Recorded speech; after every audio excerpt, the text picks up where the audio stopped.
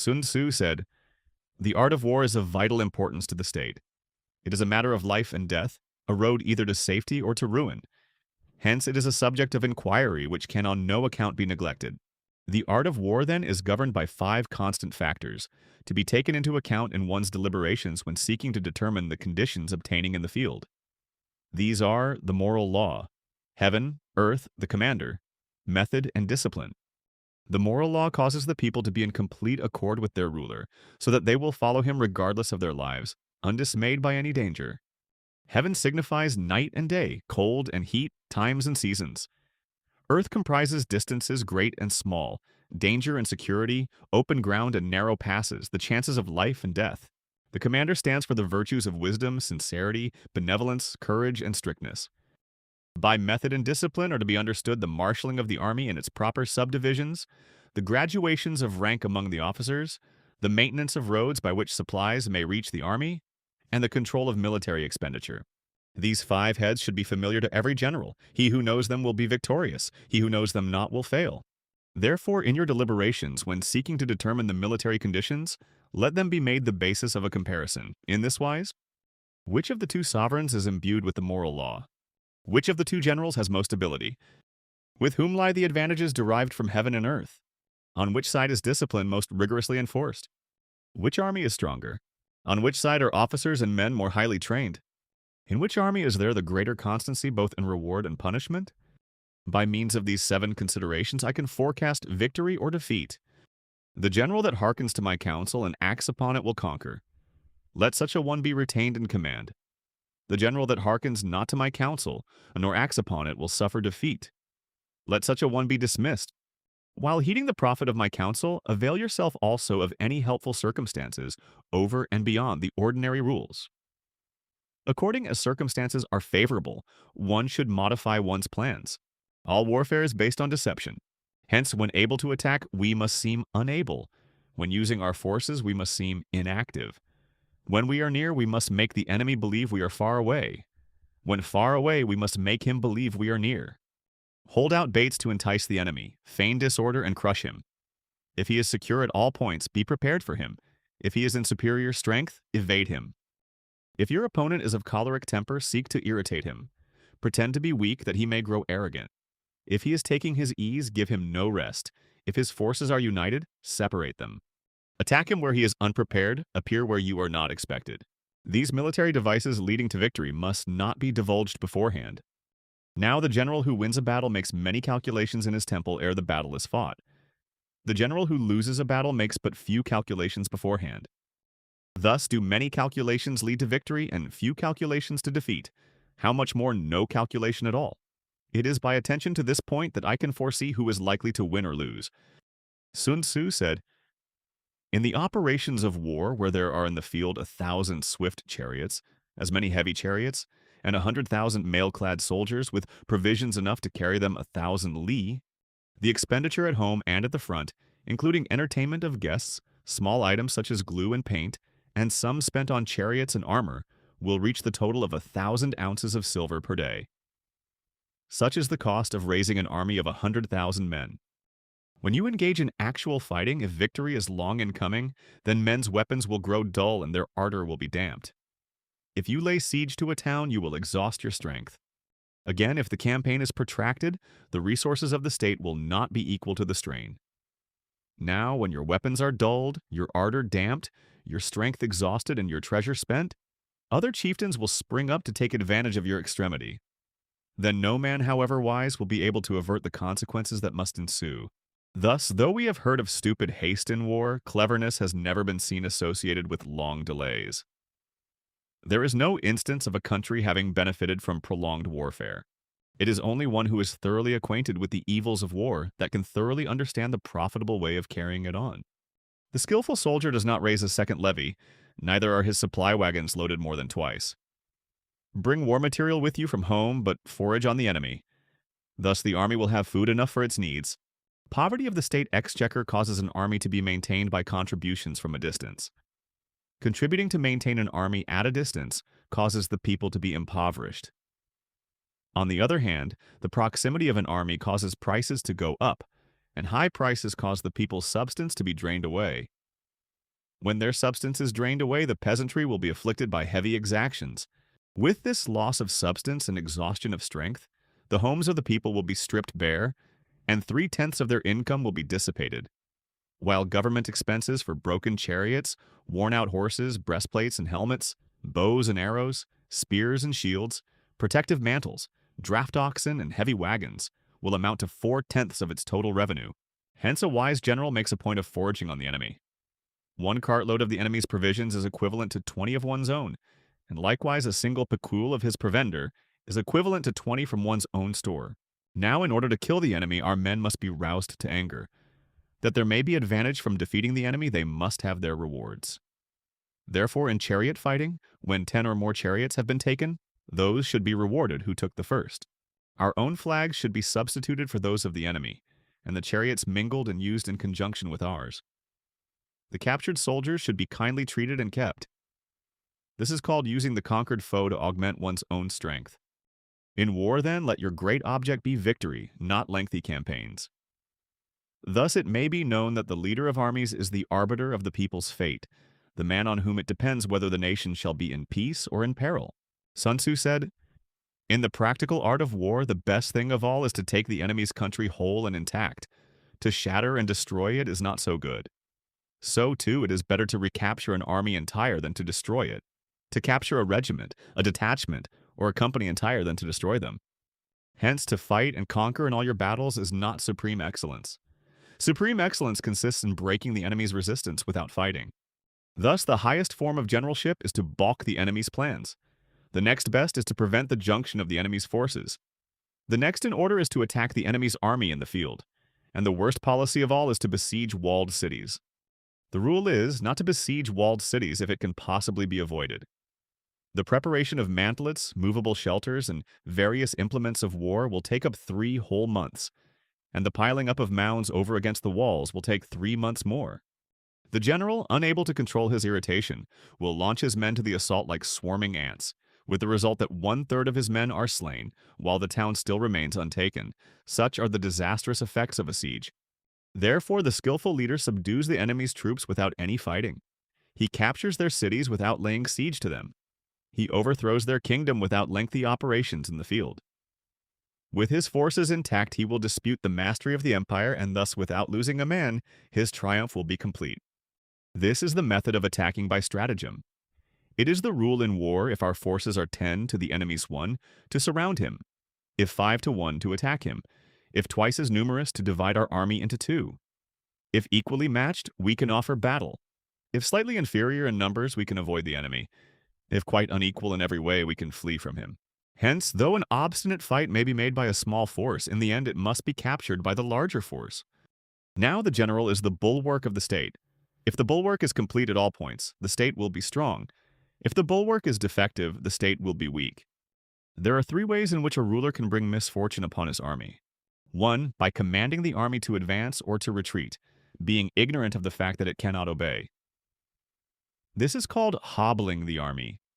2. By attempting to govern an army in the same way as he administers a kingdom, being ignorant of the conditions which obtain in an army. This causes restlessness in the soldiers' minds. 3. By employing the officers of his army without discrimination, through ignorance of the military principle of adaptation to circumstances. This shakes the confidence of the soldiers. But when the army is restless and distrustful, trouble is sure to come from the other feudal princes. This is simply bringing anarchy into the army and flinging victory away. Thus we may know that there are 5 essentials for victory. He will win who knows when to fight and when not to fight.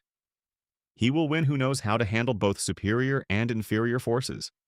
He will win whose army is animated by the same spirit throughout all its ranks. He will win who, prepared himself, waits to take the enemy unprepared.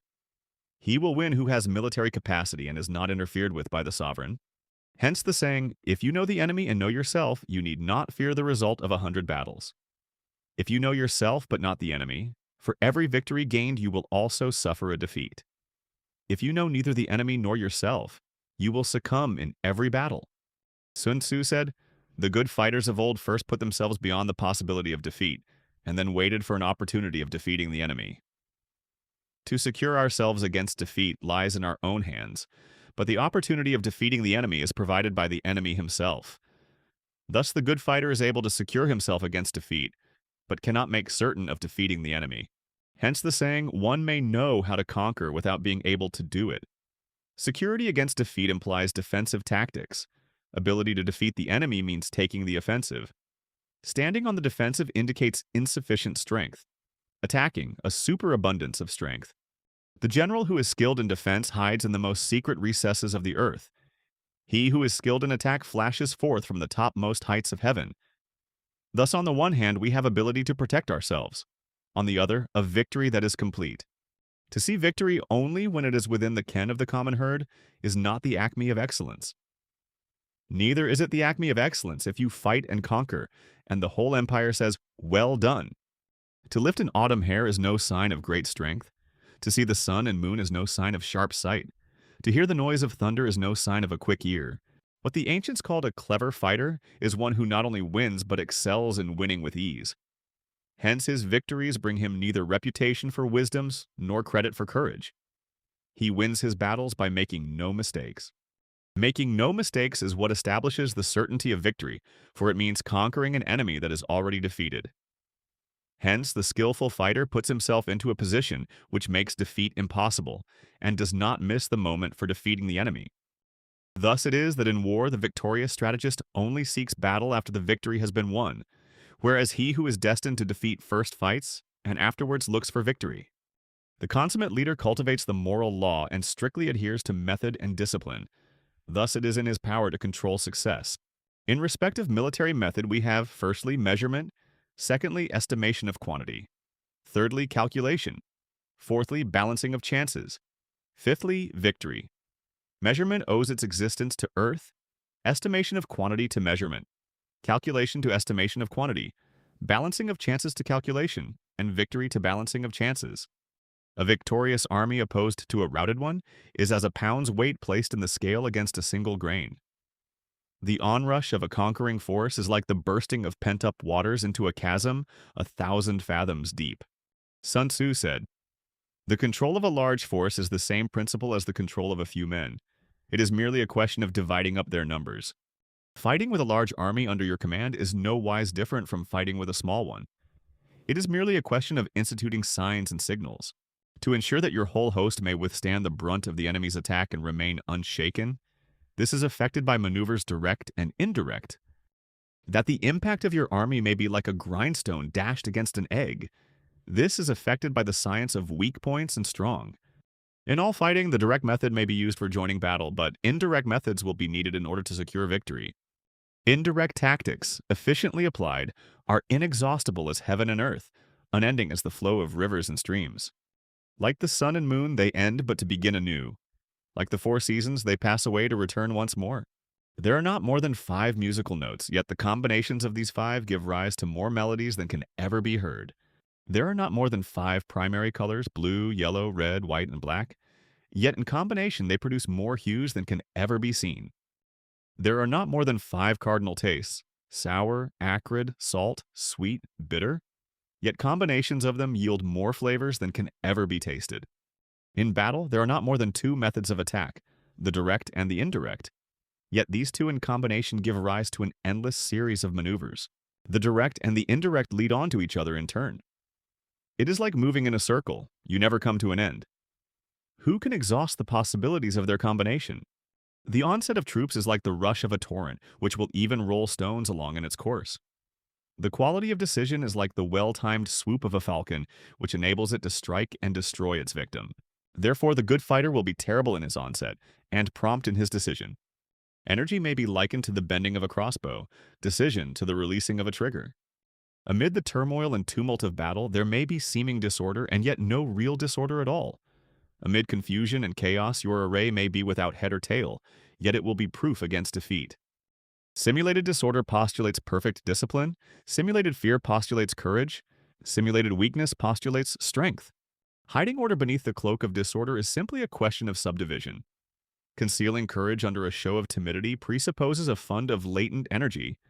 Masking strength with weakness is to be effected by tactical dispositions. Thus, one who is skillful at keeping the enemy on the move maintains deceitful appearances, according to which the enemy will act. He sacrifices something that the enemy may snatch at it. By holding out baits, he keeps him on the march. Then with a body of picked men, he lies in wait for him.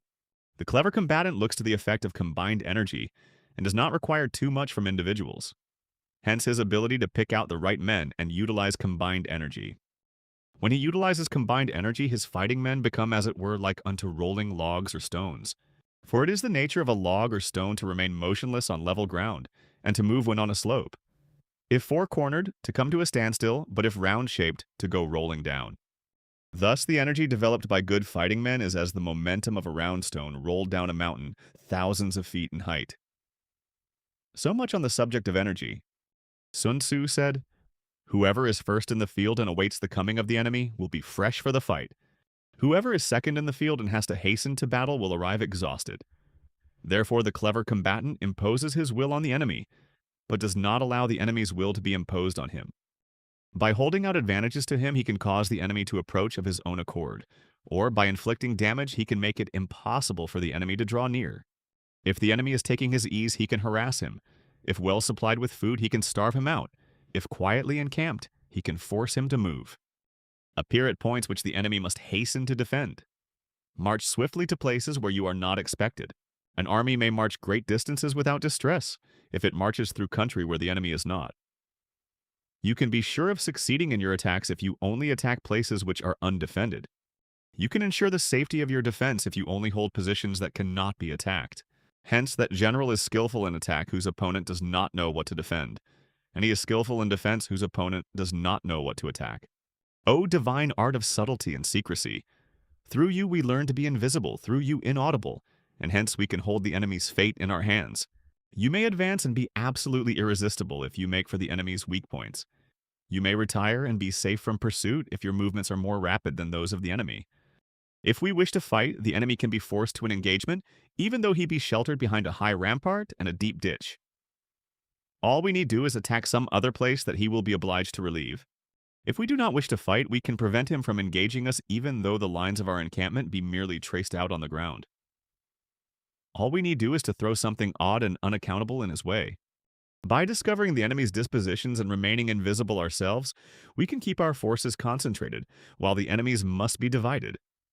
We can form a single united body, while the enemy must split up into fractions.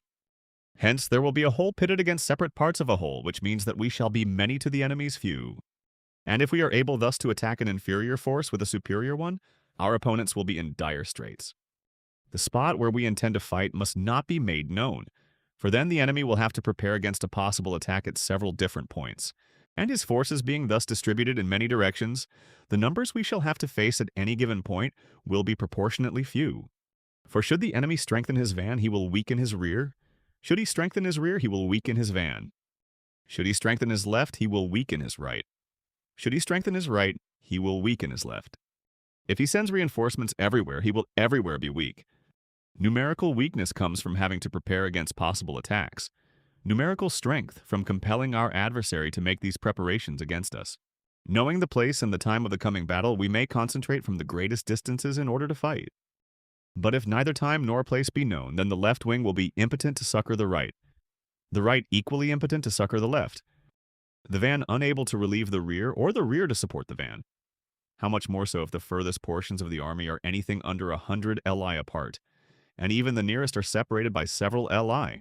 Though according to my estimate the soldiers of Yue exceed our own in numbers, that shall advantage them nothing in the matter of victory. I say then that victory can be achieved.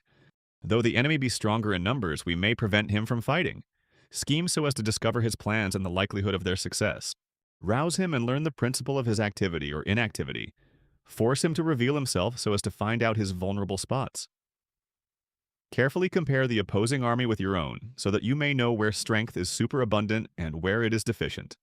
In making tactical dispositions, the highest pitch you can attain is to conceal them.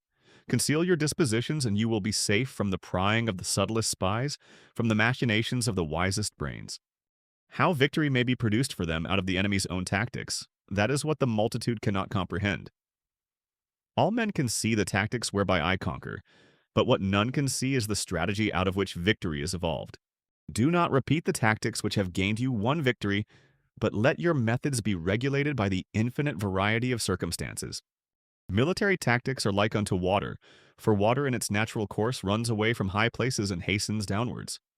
So in war the way is to avoid what is strong and to strike at what is weak. Water shapes its course according to the nature of the ground over which it flows. The soldier works out his victory in relation to the foe whom he is facing. Therefore, just as water retains no constant shape, so in warfare there are no constant conditions. He who can modify his tactics in relation to his opponent and thereby succeed in winning may be called a heaven-born captain. The five elements are not always equally predominant. The four seasons make way for each other in turn. There are short days and long. The moon has its periods of waning and waxing. Sun Tzu said, "In war the general receives his commands from the sovereign. Having collected an army and concentrated his forces, he must blend and harmonize the different elements thereof before pitching his camp. After that comes tactical maneuvering, than which there is nothing more difficult.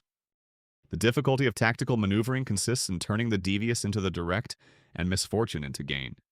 Thus, to take a long and circuitous route, after enticing the enemy out of the way, and, though starting after him, to contrive to reach the goal before him, shows knowledge of the artifice of deviation. Maneuvering with an army is advantageous, with an undisciplined multitude most dangerous. If you set a fully equipped army in march in order to snatch an advantage, the chances are that you will be too late. On the other hand, to detach a flying column for the purpose involves the sacrifice of its baggage and stores. Thus, if you order your men to roll up their buff coats and make forced marches without halting day or night, covering double the usual distance at a stretch, doing 100 li in order to wrest an advantage, the leaders of all your 3 divisions will fall into the hands of the enemy. The stronger men will be in front, the jaded ones will fall behind, and on this plan only 1/10 of your army will reach its destination. If you march 50 li in order to outmaneuver the enemy, you will lose the leader of your 1st division, and only half your force will reach the goal. If you march 30 li with the same object, 2/3 of your army will arrive. We may take it then that an army without its baggage train is lost. Without provisions it is lost. Without bases of supply it is lost. We cannot enter into alliances until we are acquainted with the designs of our neighbors. We are not fit to lead an army on the march unless we are familiar with the face of the country, its mountains and forests, its pitfalls and precipices, its marshes and swamps. We shall be unable to turn natural advantage to account unless we make use of local guides. In war, practice dissimulation, and you will succeed. Whether to concentrate or to divide your troops must be decided by circumstances. Let your rapidity be that of the wind, your compactness that of the forest. In raiding and plundering be like fire, is immovability like a mountain. Let your plans be dark and impenetrable as night, and when you move, fall like a thunderbolt. When you plunder a countryside, let the spoil be divided amongst your men. When you capture new territory, cut it up into allotments for the benefit of the soldiery. Ponder and deliberate before you make a move. He will conquer who has learnt the artifice of deviation. Such is the art of maneuvering. The Book of Army Management says, "On the field of battle, the spoken word does not carry far enough, hence the institution of gongs and drums. Nor can ordinary objects be seen clearly enough, hence the institution of banners and flags. Gongs and drums, banners and flags are means whereby the ears and eyes of the host may be focused on one particular point. The host thus forming a single united body, is it impossible either for the brave to advance alone, or for the cowardly to retreat alone? This is the art of handling large masses of men. In night fighting, then, make much use of signal fires and drums, and in fighting by day, of flags and banners, as a means of influencing the ears and eyes of your army. A whole army may be robbed of its spirit. A commander-in-chief may be robbed of his presence of mind. Now a soldier's spirit is keenest in the morning. By noonday it has begun to flag, and in the evening his mind is bent only on returning to camp. A clever general, therefore, avoids an army when its spirit is keen, but attacks it when it is sluggish and inclined to return. This is the art of studying moods, disciplined and calm to await the appearance of disorder and hubbub amongst the enemy. This is the art of retaining self-possession, to be near the goal while the enemy is still far from it, to wait at ease while the enemy is toiling and struggling, to be well fed while the enemy is famished. This is the art of husbanding one's strength. To refrain from intercepting an enemy whose banners are in perfect order, to refrain from attacking an army drawn up in calm and confident array. This is the art of studying circumstances. It is a military axiom not to advance uphill against the enemy, nor to oppose him when he comes downhill. Do not pursue an enemy who simulates flight, do not attack soldiers whose temper is keen, Do not swallow bait offered by the enemy. Do not interfere with an army that is returning home. When you surround an army, leave an outlet free. Do not press a desperate foe too hard. Such is the art of warfare. Sun Tzu said, "In war, the general receives his commands from the sovereign, collects his army, and concentrates his forces. When in difficult country, do not encamp. In country where high roads intersect, join hands with your allies. Do not linger in dangerously isolated positions. In hemmed-in situations, you must resort to stratagem. In desperate position, you must fight. There are roads which must not be followed, armies which must be not attacked, towns which must not be besieged, positions which must not be contested, commands of the sovereign which must not be obeyed." The general who thoroughly understands the advantages that accompany variation of tactics knows how to handle his troops. The general who does not understand these may be well acquainted with the configuration of the country, yet he will not be able to turn his knowledge to practical account. So the student of war who is unversed in the art of varying his plans, even though he be acquainted with the 5 advantages, will fail to make the best use of his men. Hence, in the wise leader's plans, considerations of advantage and of disadvantage will be blended together.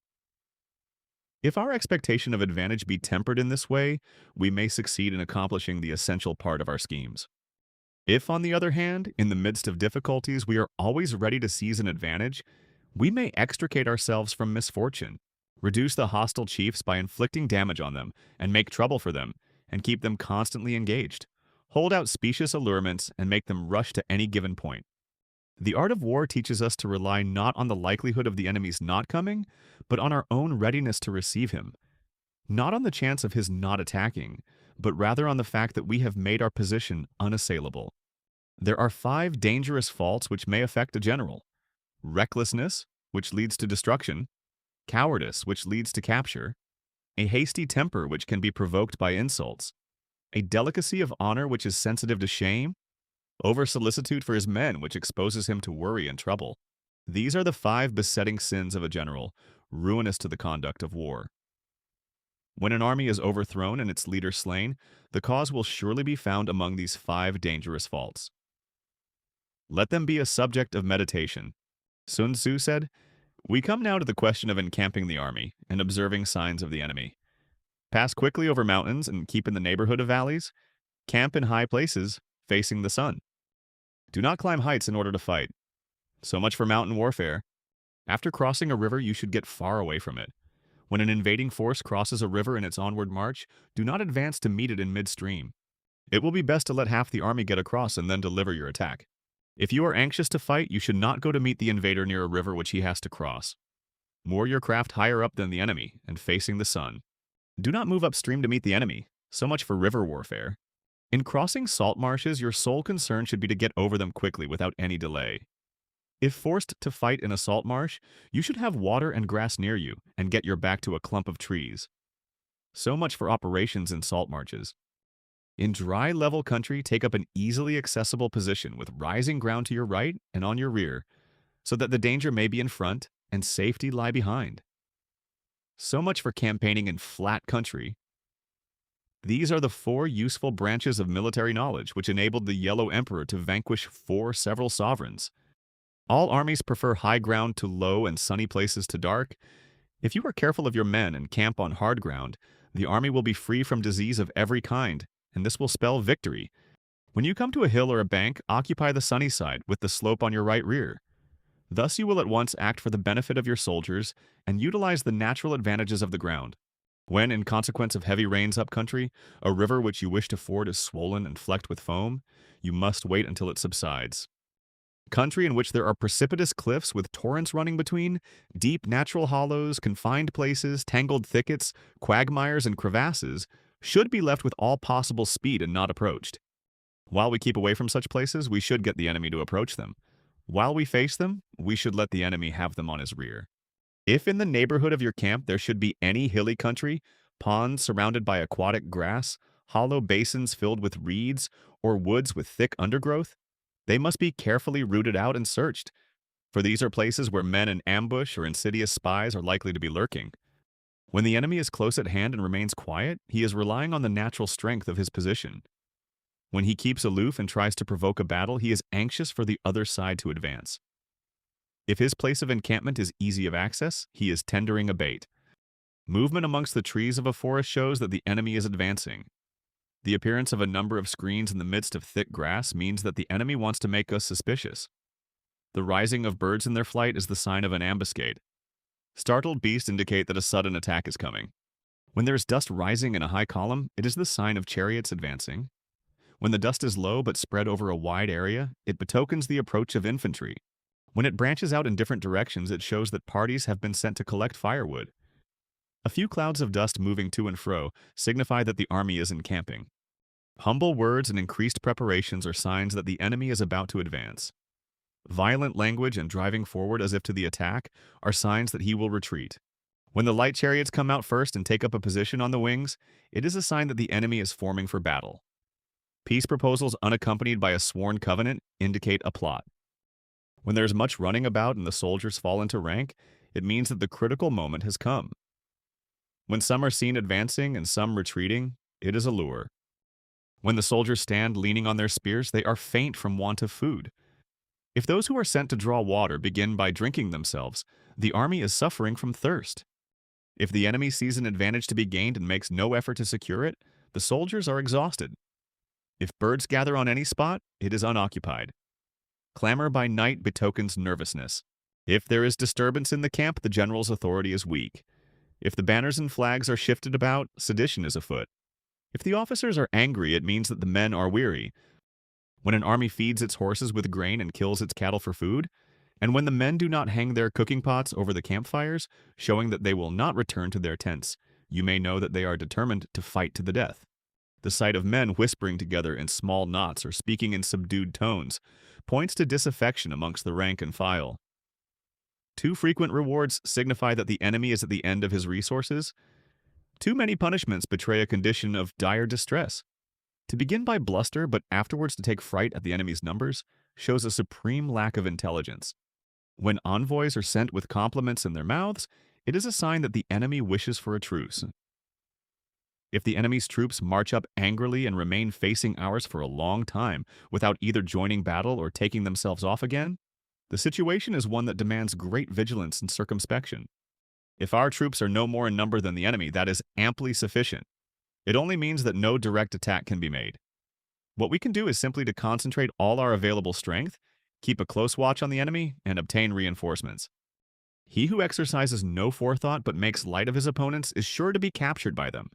If soldiers are punished before they have grown attached to you, they will not prove submissive, and unless submissive, then will be practically useless. If, when the soldiers have become attached to you, punishments are not enforced, they will still be unless.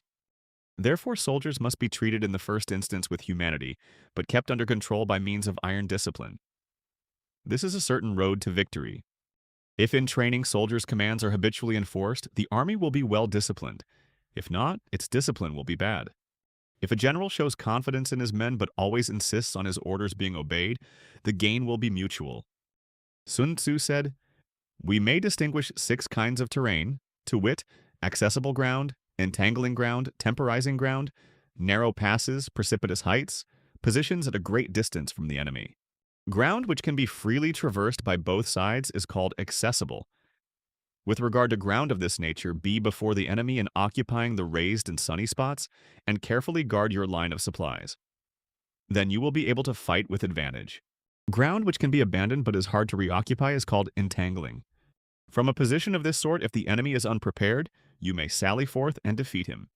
But if the enemy is prepared for your coming and you fail to defeat him, then return being impossible, disaster will ensue. When the position is such that neither side will gain by making the first move, it is called temporizing ground. In a position of this sort, even though the enemy should offer us an attractive bait, it will be advisable not to stir forth, but rather to retreat, thus enticing the enemy in his turn. Then, when part of his army has come out, we may deliver our attack with advantage. With regard to narrow passes, if you can occupy them first, let them be strongly garrisoned and await the advent of the enemy. Should the army forestall you in occupying a pass, do not go after him if the pass is fully garrisoned, but only if it is weakly garrisoned. With regard to precipitous heights, if you are beforehand with your adversary, you should occupy the raised and sunny spots, and there wait for him to come up. If the enemy has occupied them before you, do not follow him, but retreat and try to entice him away. If you are situated at a great distance from the enemy and the strength of the two armies is equal, it is not easy to provoke a battle, and fighting will be to your disadvantage. These six are the principles connected with Earth. The general who has attained a responsible post must be careful to study them.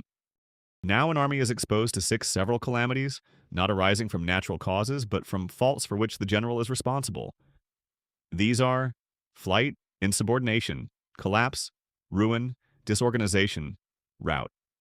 Other conditions being equal, if one force is hurled against another 10 times its size, the result will be the flight of the former. When the common soldiers are too strong and their officers too weak, the result is insubordination. When the officers are too strong and the common soldiers too weak, the result is collapse. When the higher officers are angry and insubordinate, and on meeting the enemy give battle on their own account from a feeling of resentment, before the commander-in-chief can tell whether or no he is in a position to fight, the result is ruin. When the general is weak and without authority, when his orders are not clear and distinct, when there are no fixed duties assigned to officers and men, and the ranks are formed in a slovenly, haphazard manner, the result is utter disorganization. When a general, unable to estimate the enemy's strength, allows an inferior force to engage a larger one, or hurls a weak detachment against a powerful one, and neglects to place picked soldiers in the front rank, the result must be rout. These are six ways of courting defeat, which must be carefully noted by the general who has attained a responsible post. The natural formation of the country is the soldier's best ally, but a power of estimating the adversary, of controlling the forces of victory, and of shrewdly calculating difficulties, dangers, and distances, constitutes the test of a great general. He who knows these things and in fighting puts his knowledge into practice will win his battles. He who knows them not nor practices them will surely be defeated. If fighting is sure to result in victory, then you must fight, even though the ruler forbid it. If fighting will not result in victory, then you must not fight even at the ruler's bidding. The general who advances without coveting fame and retreats without fearing disgrace, whose only thought is to protect his country and do good service for his sovereign, is the jewel of the kingdom. Regard your soldiers as your children, and they will follow you into the deepest valleys. Look upon them as your own beloved sons, and they will stand by you even unto death. If, however, you are indulgent but unable to make your authority felt, kind-hearted but unable to enforce your commands, and incapable, moreover, of quelling disorder, then your soldiers must be likened to spoilt children. They are useless for any practical purpose. If we know that our own men are in a condition to attack, but are unaware that the enemy is not open to attack, we have gone only halfway towards victory. If we know that the enemy is open to attack, but are unaware that our own men are not in a condition to attack, we have gone only halfway towards victory. If we know that the enemy is open to attack, and also know that our men are in a condition to attack, but are unaware that the nature of the ground makes fighting impracticable, we have still gone only halfway towards victory. Hence the experienced soldier once in motion is never bewildered. Once he has broken camp, he is never at a loss. Hence the saying, if you know the enemy and know yourself, your victory will not stand in doubt. If you know heaven and know earth, you may make your victory complete.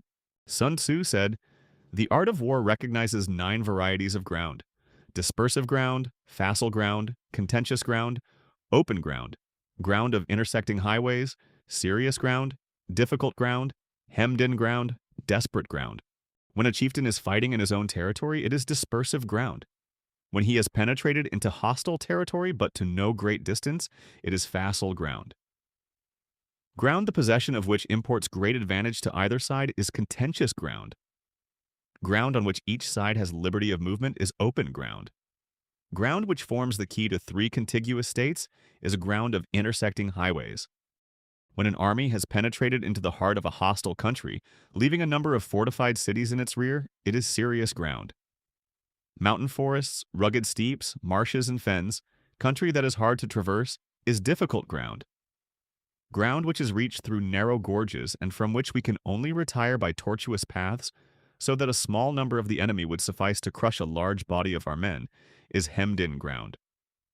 Ground on which we can only be saved from destruction by fighting without delay is desperate ground. On dispersive ground, fight not. On facile ground, halt not. On contentious ground, attack not, but bend all your energies towards occupying the advantageous position first. On open ground, do not try to block the enemy's way. On ground of intersecting highways, join hands with your allies. On serious ground, gather in plunder and maintain a close watch on the enemy. On difficult ground, keep steadily on the march. On hemmed-in ground, resort to stratagem. On desperate ground, fight.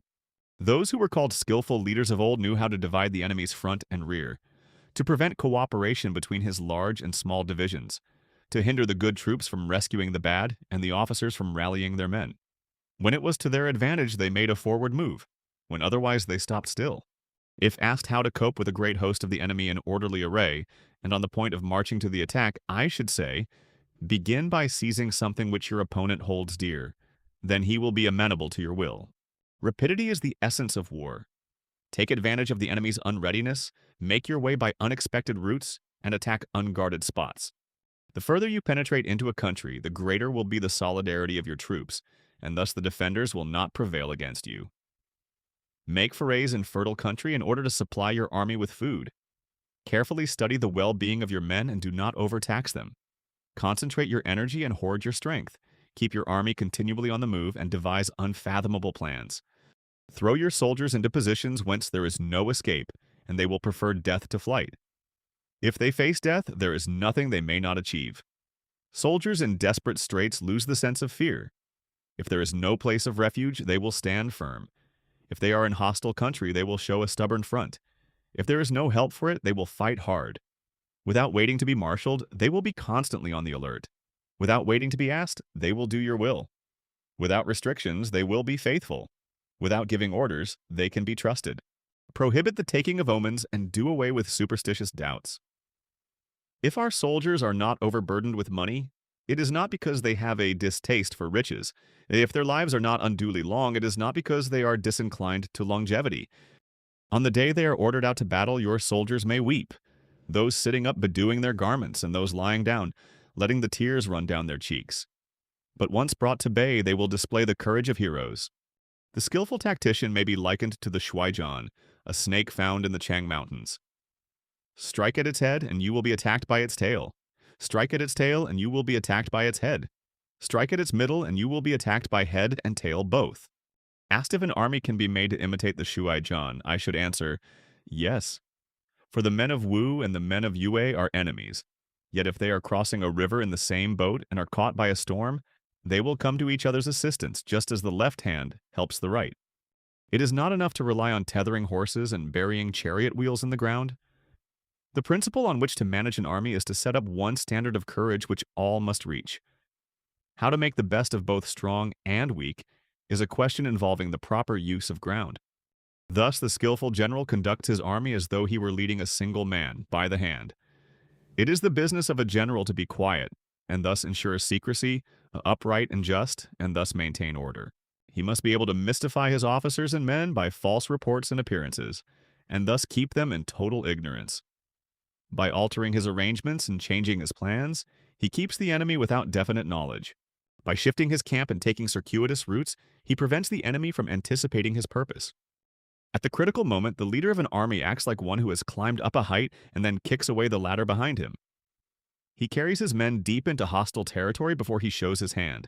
He burns his boats and breaks his cooking pots, driving his men this way and that like a shepherd driving a flock, and none knows whither he is going.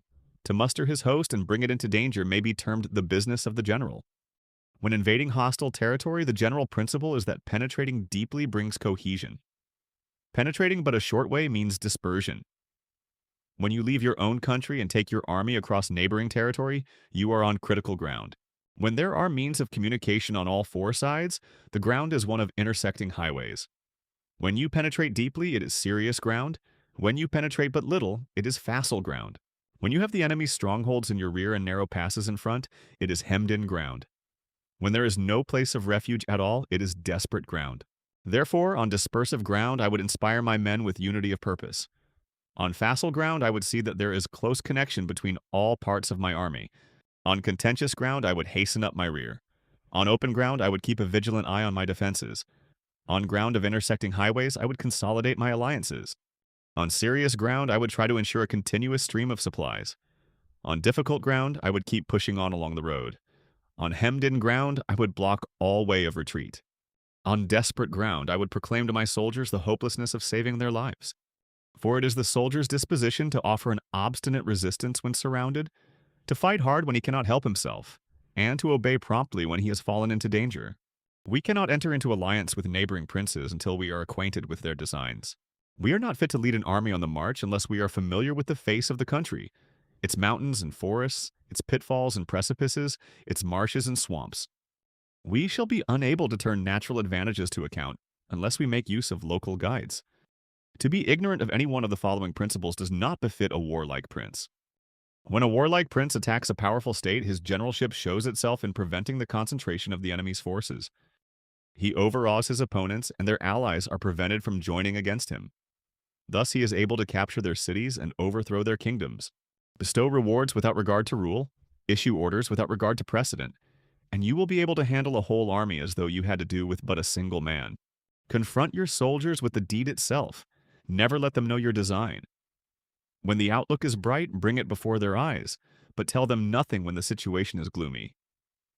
Place your army in deadly peril, and it will survive. Plunge it into desperate straits, and it will come off in safety. Success in warfare is gained by carefully accommodating ourselves to the enemy's purpose. By persistently hanging on the enemy's flank, we shall in the long run succeed in killing the commander-in-chief. This is called ability to accomplish a thing by sheer cunning. On the day that you take up your command, block the frontier passes, destroy the official tallies, and stop the passage of all emissaries. Be stern in the council chamber so that you may control the situation. If the enemy leaves a door open, you must rush in. Forestall your opponent by seizing what he holds dear, and subtly contrive to time his arrival on the ground. Walk in the path defined by rule and accommodate yourself to the enemy until you can fight a decisive battle. At first, exhibit the coyness of a maiden until the enemy gives you an opening. Afterwards, emulate the rapidity of a running hare, and it will be too late for the enemy to oppose you. Sun Tzu said, "There are 5 ways of attacking with fire. The first is to burn soldiers in their camp. The second is to burn stores. The third is to burn baggage trains. The fourth is to burn arsenals and magazines. The fifth is to hurl dropping fire amongst the enemy. In order to carry out an attack, we must have means available. The material for raising fire should always be kept in readiness. There is a proper season for making attacks with fire, and special days for starting a conflagration.